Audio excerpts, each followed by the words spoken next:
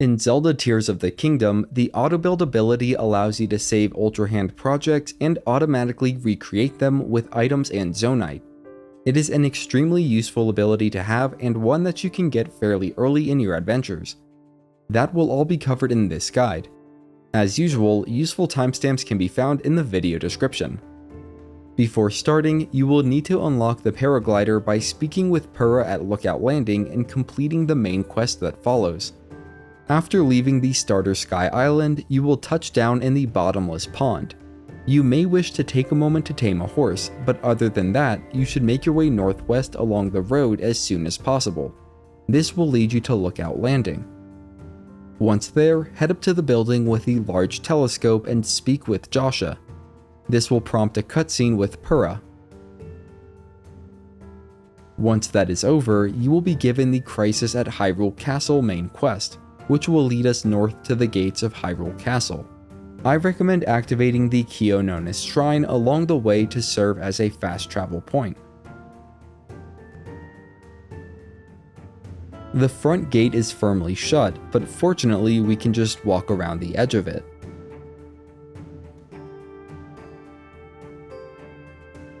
Once inside, we can head over to the quest marker where a guard named Shars will stop us.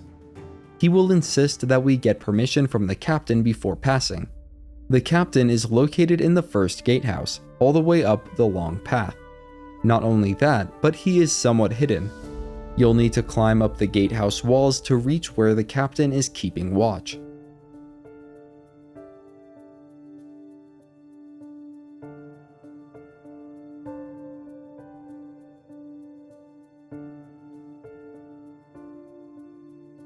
The short cutscene that follows will do away with our immediate need to enter the castle.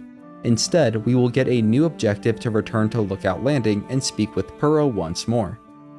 The easiest way to get back is to fast travel to the Kyononis Shrine before running the rest of the way to Lookout Landing. Once there, speak with Purah and Joshua and take note of the important information they share regarding Lookout Landing. Afterwards, head over to the nearby Skyview Tower and speak with Purah once again. Following a short cutscene, you will be prompted to interact with the Skyview Tower terminal. After one more cutscene, you will be given the paraglider and instructed on how to use the Skyview Tower. Just stand on the launch pad and press the A button. And that is all there is to it. In addition, I completed the quest to unlock the camera ability before getting Autobuild. I don't know if doing so is required to get the Autobuild ability, but it will lead us where we need to go, so let's start there. Right after getting the paraglider and using the Skyview Tower, you can speak with Purah and Joshua. Afterwards, Joshua will begin running over to Robbie.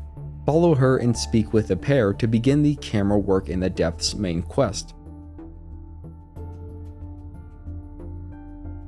This quest will lead you south to the Hyrule Field Chasm. This chasm is one of many entrances into the depths. Upon arrival, you'll quickly notice that the depths are very dark. There are two main ways to deal with this issue. The temporary solution is to throw Bright Bloom seeds.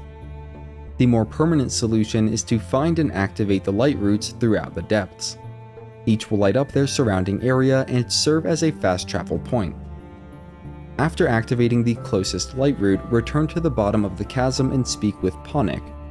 He will inform us that Robbie wandered off to the west. Before going after him, you can tame one of the skeletal stall horses that are located to the northwest of the light route. They will keep you off the ground and away from the gloom, which can reduce your heart capacity until you return to the sunny surface or eat a meal that was cooked with Sundelions. Once ready, head west towards the next light route that can be seen glowing in the distant darkness.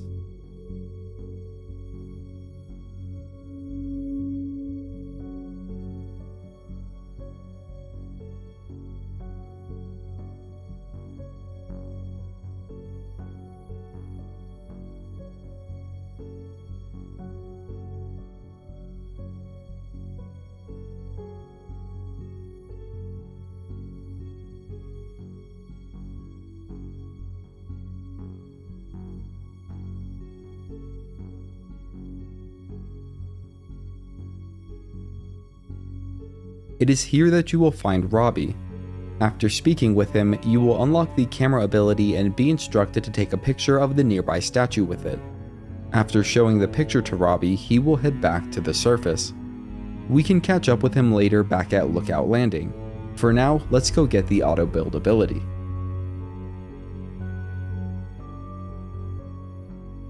The statue we took a picture of is facing south, towards the back of an identical statue. That statue, in turn, is facing towards the back of a third statue. And this pattern continues on for quite some time, forming a trail. What we need to do is follow the trail of statues through the depths, lighting the path with light blooms whenever necessary.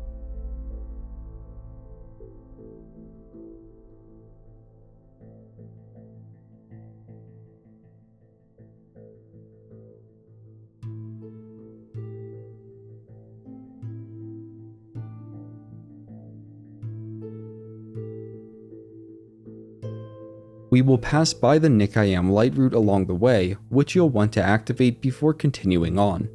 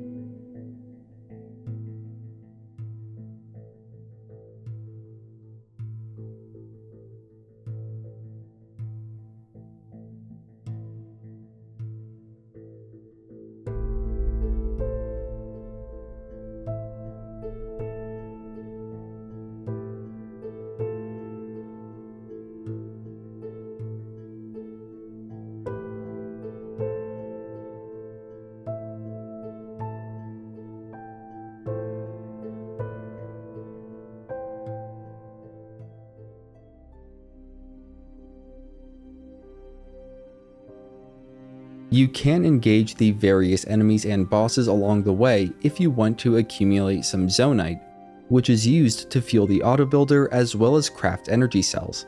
However, this is not necessary to actually get the autobuilder. For that, just continue following the statues.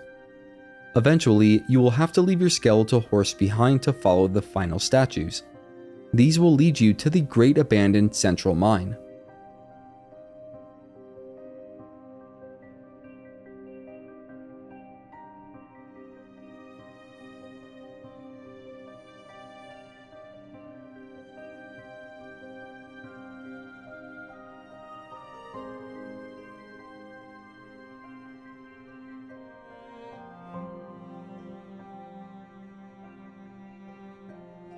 Once there, approach and interact with the Steward construct to unlock the Autobuild ability.